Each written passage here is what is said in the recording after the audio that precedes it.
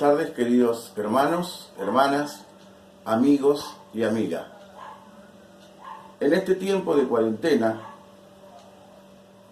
es propicio para meditar profundamente en la palabra de Dios. En esta tarde vamos a meditar en ella. Para eso vamos a leer en el libro de Jueces, capítulo 7, versículo 1 al 7. Vamos a leer la palabra de Dios en el nombre del Padre, del Hijo y del Espíritu Santo. Dice así la bendita palabra de Dios.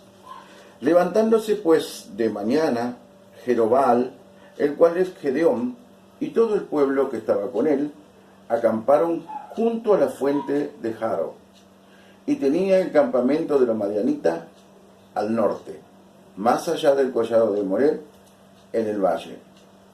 Y Jehová dijo a Gedeón: el pueblo que está contigo es mucho para que yo entregue a los madianitas en tus manos. No sea que se alabe Israel contra mí, diciendo: mis manos me ha salvado. Ahora pues, haz pregonar en oído del pueblo, diciendo: quien tema y se estremezca, madrugue y devuélvase desde el monte de Galaad. Y se devolvieron de lo del pueblo 22,000, y quedaron 10,000. Y Jehová dijo a Gedeón: aún es mucho el pueblo, llévatelos a las aguas, y allí te los probaré. Y el que yo te diga, vaya contigo, irá contigo, mas cualquiera que yo te diga, no vaya contigo, tal no irá. Entonces llegó el pueblo a las aguas, y Jehová dijo a Gedeón: cualquiera que lamiere las aguas con su lengua, como lame el perro, aquel pondrás aparte, asimismo a cualquiera que se doblare sobre su rodilla para beber. Y fue el número de los que lamieron, llevando el agua con las manos a su boca, 300 hombres. Y todo el resto del pueblo se dobló sobre su rodilla para beber las aguas. Entonces Jehová dijo a Gedeón: con estos 300 hombres que lamieron el agua os salvaré, y entregaré a los madianitas en tus manos, y váyase toda la demás gente, cada una a su lugar. Bendito Padre Celestial, en el nombre precioso de Jesús, en esta tarde te damos gracias, amado Dios. Te pedimos que tú traigas luz a mi vida para que yo pueda interpretar tu palabra, Señor, y esta sea de edificación, Dios mío, para cada uno de nosotros, sea para entendimiento. Dios, que tú puedas hacer la obra en este tiempo que tú quieres hacer con tu iglesia. En el nombre de Jesús, amén y amén. Lo primero que vamos a hablar es del tiempo en el que vivía Gedeón. ¿Quién era Gedeón? Y cómo Dios va cumpliendo su propósito en él para que un poquito más adelante él pueda ser un líder. Evidentemente Dios, cuando llama a una persona, no ve realmente lo que es en la actualidad, sino él ve potencialmente en esa persona lo que va a ser adelante, cuando él haya terminado el trabajo que tiene que hacer con esta persona. Hablando entonces de estos, nos vamos a remitir al tiempo de los jueces, y ahí nos vamos a dar cuenta que fue un tiempo donde el pueblo de Israel, el pueblo escogido, había presentado delante de Dios una desobediencia total. Se habían ido detrás de los ídolos que dominaban en ese lugar, como Baal y Asera. Y siempre que uno desobedece a Dios y le da la espalda, vienen las consecuencias. Las consecuencias que habían venido en ese entonces eran 7 años devastadores sobre el pueblo de Israel. Habían 3 pueblos que Dios había permitido que lo atacasen. que era el pueblo de Madián, era el pueblo del oriente y los amalecitas. Dice la Biblia que este pueblo venía contra el pueblo de Israel y devastaba todo lo que ellos habían hecho, todo el esfuerzo. Cuando llegaba el momento de la cosecha, caían ellos con sus camellos en gran multitud y no dejaban nada. A causa de esta consecuencia devastadora, el pueblo de Israel clamó a Jehová para que lo sacara de este apremio en el cual se encontraban. Y Jehová oyó su oración y también eligió a una persona, que es el personaje que vamos a usar en esta tarde para desarrollar el tema que queremos ver. Eligió un hombre y cuando acudió a donde estaba aquel hombre, lo encuentra trabajando escondido. Y Dios le dice: varón esforzado y valiente. Claro, este hombre, cuando mira a quién le hablaba, en las condiciones espirituales que este pueblo se encontraba, no podía entender la voz de Dios. No podía creer que el mismo Dios que sus padres le habían contado, que hacían milagros y proezas, hoy le estaba hablando a él, porque él no se reflejaba. Él no se veía a sí mismo. Dice la Biblia en el capítulo 6 que ellos se habían encerrado, estaban en cuevas, en cavernas, en muros fortificados, estaban escondidos, estaban llenos de temor. Y en esta noche quiero analizar el corazón de este hombre, el corazón de Gedeón. Porque generalmente cuando nos remitimos a una Biblia de estudio, lo primero que encontramos es que dice: presentó excusa.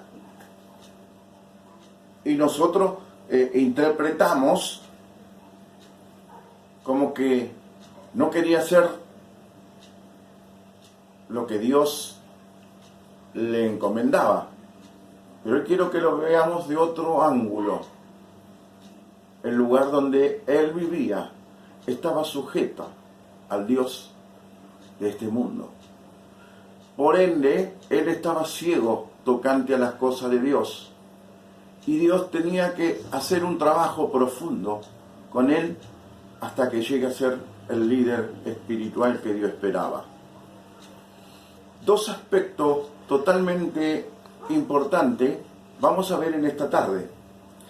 Una de ellas está en el versículo 13 del capítulo 6. Gedeón le respondió a Jehová: si tú estás con nosotros, ¿por qué nos suceden todas estas cosas? ¿Por qué estamos pasando por esto, por así decirlo? Y quiero detenerme un breve minuto en esta expresión. Él no estaba hablando ni más ni menos que con el ángel de Jehová. Dios se le estaba presentando a él y lo estaba mirando lo que iba a ser mucho más adelante. No estaba mirando en lo que él hoy realmente era. Porque si Dios miraba realmente lo que él era, iba a ver una persona temerosa, una persona llena de cobardía, una persona sin entendimiento de Dios. Pero Dios miraba lo que él iba a hacer con Gedeón. Y Gedeón quiere decir cortante. Dios estaba mirando que él debía cortar con la idolatría que sus padres y que esa ciudad estaba practicando. Pero claro, no era tan fácil, porque lo que él presentaba no era meramente una excusa, sino era una imposibilidad que él tenía en su interior de creerle a Dios. Y esa imposibilidad se llama temor. El temor actúa como una atadura que no te deja ver ni entender quién es realmente Dios. Por eso que en su corazón él tenía tanta duda y demandaba tantas señales. Si tú eres Dios, yo voy a hacer un sacrificio, haz esto. Si tú eres verdaderamente Dios, yo voy a poner un vellón, mojalo. Y no te enojes, pero si eres Dios, que se moje todo y que el vellón quede seco. Siempre estaba movida sus pensamientos por el temor y por la duda. Pero Dios fue paciente para con él. Dios fue trabajando pacientemente con él hasta que él pudiera vencer el temor que había en él. Hasta que pudo hacer que él se despoje de este temor, que él saque ese temor que lo tenía paralizado, porque eso es precisamente lo que hace el temor, te paraliza, no te deja actuar como verdaderamente quisieras. Más adelante vamos a ver, no quiero entrar profundamente en lo que es el temor, pero simplemente quiero que cada uno de nosotros nos vayamos dando cuenta que a veces no se tratan de excusas, a veces realmente es un problema espiritual, una atadura profunda que no te deja llegar a Dios. Así que mi hermano, ahí veíamos, y para reforzar lo que estamos hablando, Job, capítulo 3, versículos 25 y 26, él dice que lo que él temía que le sucediera, esto le sucedió. Eso es lo que sucede. Cuando uno tiene miedo de que algo le pase, eso le sucede. Pasemos al segundo punto que queremos ver para explicar que no eran simplemente excusas. Había una razón por la cual Gedeón no podía abrir completamente su corazón a Dios y entregarse en obediencia. El segundo punto que quiero ver está en el versículo 15 y es el complejo de inferioridad. Cuando Dios le dijo que había escogido a él para salvar a Israel, él le dijo estas palabras: yo soy pobre en Manasés y soy joven. No hay nada más feo que verse inferior. El complejo de inferioridad hace que veas el mundo totalmente distorsionado, que vos no te veas como te hizo Dios ni para qué te hizo Dios. Simplemente pensás que no podés alcanzar ese objetivo. El otro lo puede hacer, yo no lo puedo hacer. Y según los pensamientos del mundo, el mundo dice que el fuerte determina los acontecimientos, más el débil sufre lo que el destino le depara. Dios no quiere que este hombre, que en fuerza era débil, sufriera los acontecimientos como se venían dando. Dios iba a hacer algo por él, iba a transformar, iba a quitar ese complejo de inferioridad y le iba a mostrar que cuando Dios actúa en uno, deja de ser pequeño y se hace grande. Así siguió trabajando con él, con el temor y con el complejo de inferioridad. Proverbio 19:20 dice de esta manera: para que nosotros vayamos viendo que Dios siempre trabaja con cada uno de nosotros de acuerdo a su palabra. Él tiene métodos para que nosotros alcancemos la finalidad, el propósito al cual Él nos quiere llevar, pero siempre lo hace a través de su palabra. Y decíamos que en el capítulo 19 de Proverbios, versículo 20, dice: escucha el consejo y recibe la corrección, para que seas sabio en tu vejez. Dios estaba corrigiendo esa manera de pensar. Dios estaba mejorando esa calidad de vida. Y Él toma una decisión. Toca por primera vez la trompeta, empujado por Dios, y 32.000 hombres se ponen a su disposición para ir a la batalla. Claro, esto habrá hecho que él se sintiera importante. Ahora tenía 32.000 personas que respaldaban ese trabajo que iba a hacer en la guerra. Pero ese no era el pensamiento definitivo de Dios. Dios quería mostrarle más. Dios quería enseñarle más. Ahora, Dios le quería enseñar quién era el que realmente lo iba a llevar a la victoria. Dios le iba a enseñar que él no tenía que depender de esta cantidad de gente, ni de la estrategia, ni de las armas que podían tener estos 32.000, sino que Dios lo iba a llevar a que conozca en profundidad a Dios y vea que Jehová de los ejércitos no pierde ninguna batalla. Es así que lo invita a que reduzca la cantidad de personas que estaban para ayudarlo. De 32.000, 22.000 se fueron, porque Dios le menciona una ley de guerra que existía para los israelitas, que está en Deuteronomio, que aquel que sea temeroso y medrentoso se vuelva a su casa para no apocar el corazón del resto de las personas. Usted esto lo puede buscar en su casa. Está en Deuteronomio capítulo 20, versículo 8. Eran muchos, quedaron 10.000. Aún eran muchos porque Dios quería hacer algo grande en la vida de Gedeón, en la vida de esas personas que estaba dependiendo ahora de un líder espiritual para que salieran de esa situación.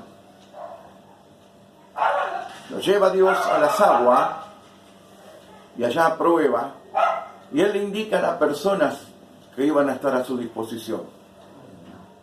Todas las personas que lamieran el agua como lo hace el perro, estas serían las que irían con Él y las otras no. Fueron 300. Ahora esta incógnita de por qué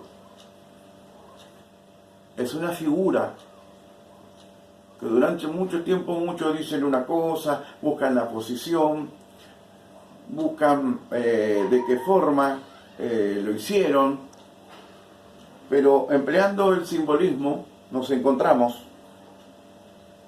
que lamieron como perros significa que ellos estaban atentos, que no estaban descuidados. Y muchas veces este simbolismo nosotros lo tomamos a que los perros eran impuros, ¿no? Y Dios lo toma como que Él iba a usar a las personas que estaban atentas, que estaban despiertas. Ahora sí, yo quiero compartir con ustedes un versículo para darnos cuenta de que Dios usa a las personas que no tienen miedo, que están atentos. Y quiero que usted esté buscando en Isaías Ahora vamos a buscar para darnos cuenta. En Isaías 61:10, Dios habla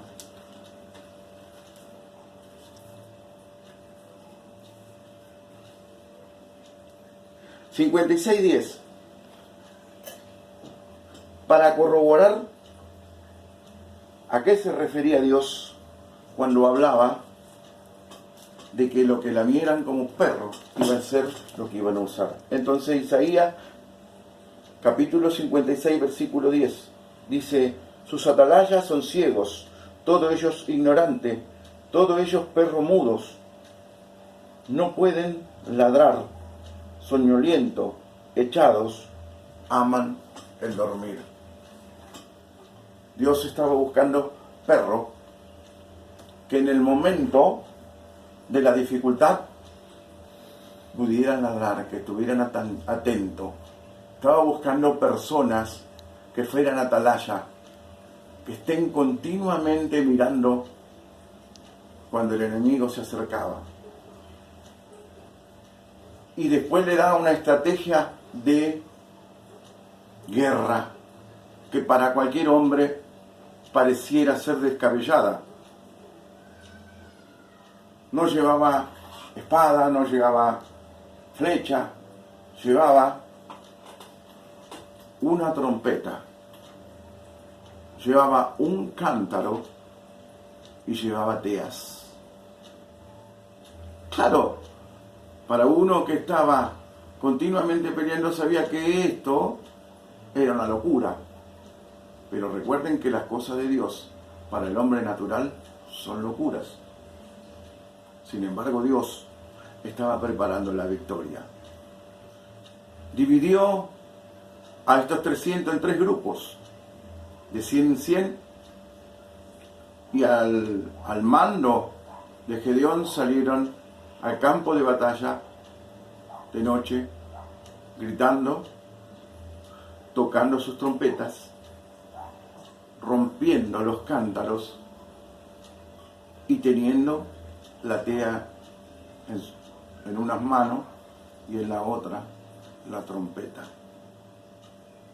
Y Dios, sin usar armas, confundió al enemigo y hizo que el enemigo entre ellos mismos se mataran y le dio la victoria de una manera inesperada. Eso es lo que hace nuestro Dios. Nos da la victoria de la manera que menos pensamos nosotros. Pero Él simplemente nos pide a cada uno de nosotros que tengamos confianza en Él. Mis queridos hermanos, hermosa historia, pero ahora nos toca una cosa que es interpretarla. Y hoy vamos a hacer uso del simbolismo para poder ver cómo Dios en este tiempo nos está hablando a cada uno de nosotros. Si vemos los tiempos no son lo mismo, pero cada uno de nosotros hoy estamos encerrados en nuestra casa. Podríamos ponerle paralelamente y vemos que estamos casi en la misma situación. Tenemos un enemigo que está rodeándonos. Un enemigo que por desobediencia de todo el mundo a Dios, porque este pueblo le dio la espalda a Dios, Dios lo entregó en manos de los madianitas del día de hoy. Este virus está atacando, pero Dios ya oyó el clamor de su pueblo y está preparando un líder espiritual. Ya está entre nosotros. Este líder espiritual tiene que pasar por las manos de Dios para que Dios trabaje como trabajó con Gedeón. Tiene que sacar el temor y tiene que sacar el complejo de inferioridad. ¿Cómo va a ser para sacar el temor? Con su amor incondicional. Primera de Juan 4:18 dice que el amor echa fuera todo temor. de donde el que tiene temor no fue perfeccionado en el amor. Mi querido hermano, mi querida hermana, perfecciónese en el amor para que usted sea como Gedeón, un convocado a pelear la guerra para Dios. Seguimos viendo los símbolos. Él los dividió en 3 grupos. 3. Me está hablando de la Trinidad, Padre, Hijo y Espíritu Santo. Está hablando de las trompetas. Las trompetas en ese tiempo significaban la voz de mando para ponerse alerta. La guerra estaba próxima. Atento, la guerra viene. Y el día de hoy la trompeta significa la señal de que acontecimientos grandes se aproximan. Dios quiere que vos y que yo estemos atentos para tocar la trompeta, porque grandes acontecimientos después de este virus vienen. Hay un vuelco total en nuestras vidas. Los acontecimientos del mundo van a cambiar y Dios va a usar tu vida para que haga sonar la trompeta. Los cántaros hablan de un corazón duro. Los cántaros, para que esa tea estuviese adentro alumbrando, tenían que estar vacíos. Y tu corazón tiene que estar vacío para quebrarse delante de Dios. Para que puedas morir a tu ego. Para que puedas decir, como dijo el apóstol Pablo, ya no vivo yo, mas Cristo vive en mí. En esta noche te invito a que rompas tus cántaros para que la tea pueda alumbrar. Una vez que el ego se rompe y ya no depende más de vos, vas a empezar a depender de Dios, y lo interno que estaba oculto, la tea, el Espíritu Santo, va a salir afuera y va a iluminar. Y Dios seguramente no va a dar la victoria, porque Dios no cambia. Los tiempos cambian, pero Él sigue siendo el mismo ayer, hoy y por los siglos. Bendito Señor, te doy gracias por esta palabra. Permítenos atesorarla en el centro de nuestro corazón para poder ponerla por obra. Amado Dios, en esta noche te damos gracias, Señor, por estas palabras que pudimos hablar, entendiendo, Señor, que en las situaciones difíciles tú estás con nosotros y tú estás preparando la manera que hemos de salir. Pero tú lo harás con tu poder. Tú demandas de tu pueblo que se rindan completamente a ti para que tú puedas hacer la batalla, tú puedas librar la batalla y tú puedas darnos la victoria. Bendito Padre Celestial, te damos gracias en el nombre de Jesús. Amén y amén. Queridos hermanos, nos despedimos. Será hasta el próximo domingo, donde estaremos nuevamente buscando riquezas en la palabra de Dios, para que Dios pueda alimentarnos en este tiempo difícil. Que Dios le bendiga.